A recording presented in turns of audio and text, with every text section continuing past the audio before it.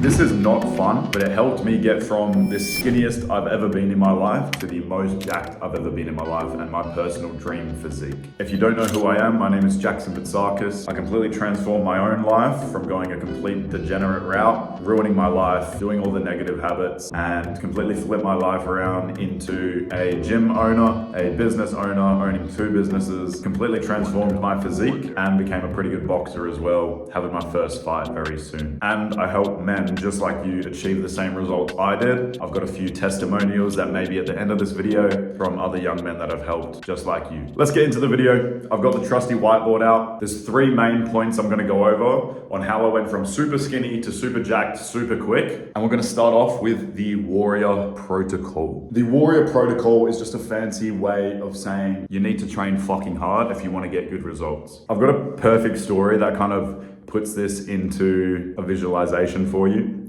So I had a friend, let's call him Gary. Gary had been training longer than me. He'd been training before I got into the gym, right? Gary actually was the one who brought me into the gym. Before Gary, I was doing push-ups in my bedroom with a backpack and like filled with water bottles and kettlebells and books. But Gary and one of Gary's mates was the first person that got me into the gym space. Now, Gary had been training about 6 months before I even got into the gym. The first day in the gym, I was bench pressing more than him. 3 years later, my bench press is about double his. That's just a metric, but to put an example, I'm twice as strong as he is 2 years later, even though he started before me. The only way I was able to do this is through the Warrior Protocol, which is just training hard as fuck. Gary doesn't train until failure.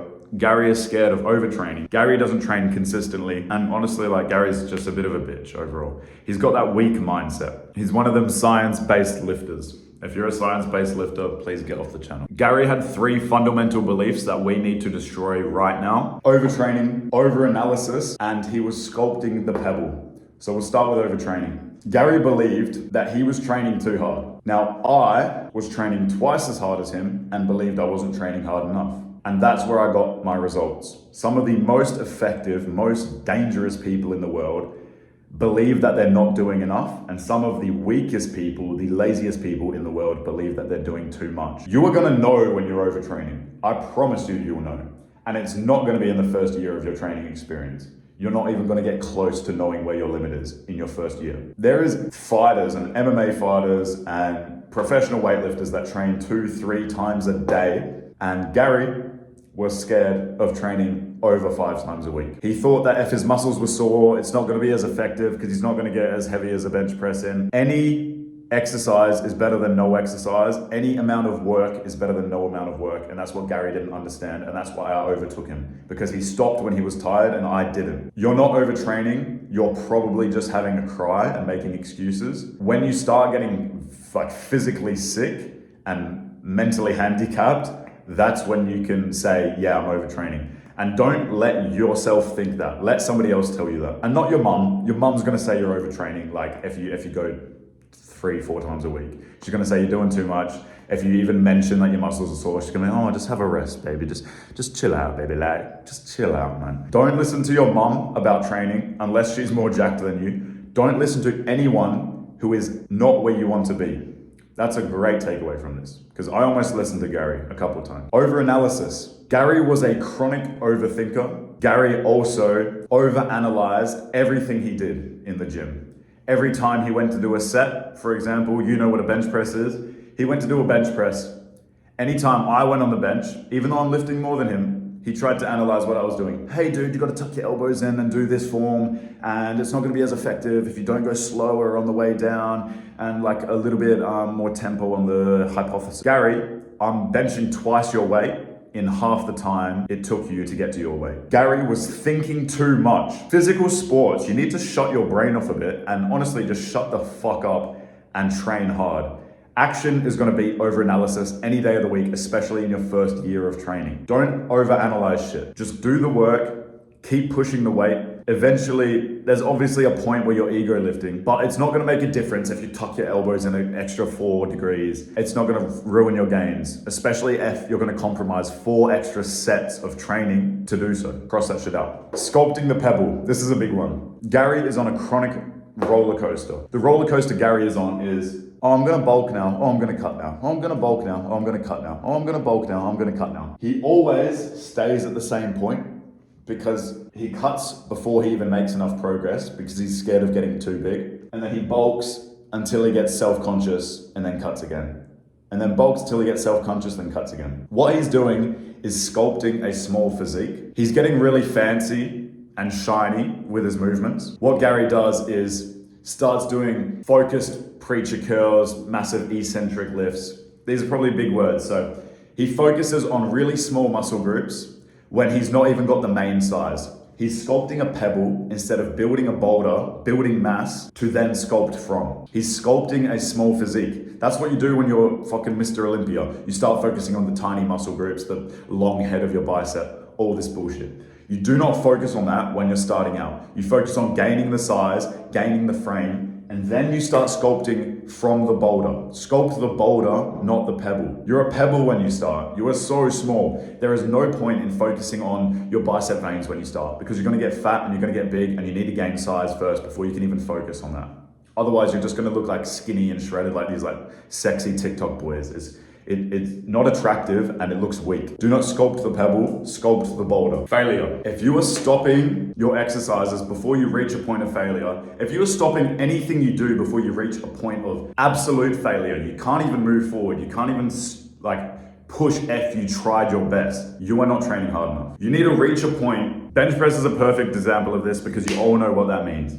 When you're bench pressing, you shouldn't be able to lift the bar up on your last set, on your last rep. If you're able to do so and you're leaving reps left in the tank, you are not gaining the muscle you need to gain. You're not pushing your body hard enough. You need to reach failure every single set you're doing. Another thing Gary did is he left reps in the tank. He stopped his sets before he was even tired, and you could see it because he stopped his sets with some gusto and then got straight up and wasn't even out of breath. What are you doing, bro? You're not training hard enough, clearly. Anytime you stop before failure is you listening to the weaker part of yourself instead of the part of yourself that you want to be, the stronger part of yourself. Every time you feed that wolf inside you, not to get all Sigma male, every time you feed that dog, it's gonna get bigger. The dog that you feed is gonna grow. Do you wanna feed the weak runt dog? The dog that says, oh, I'm feeling tired today. I don't know if I wanna push very hard.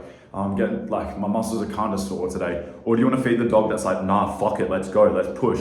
Let's go hard. Let's reach failure. I'm not gonna stop. I'm gonna keep going until I literally can't get this bar up. Which dog do you think is gonna be stronger? It's pretty self-explanatory, bro. Feed the version of yourself that you want to grow.